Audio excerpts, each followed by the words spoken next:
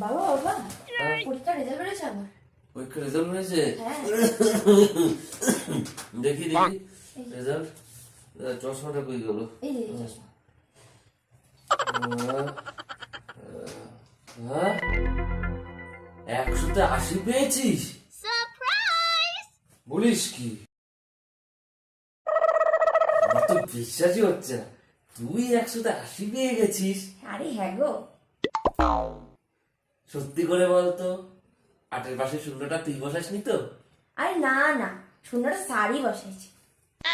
তবু কেন জানি আমার বিশ্বাস হচ্ছে না।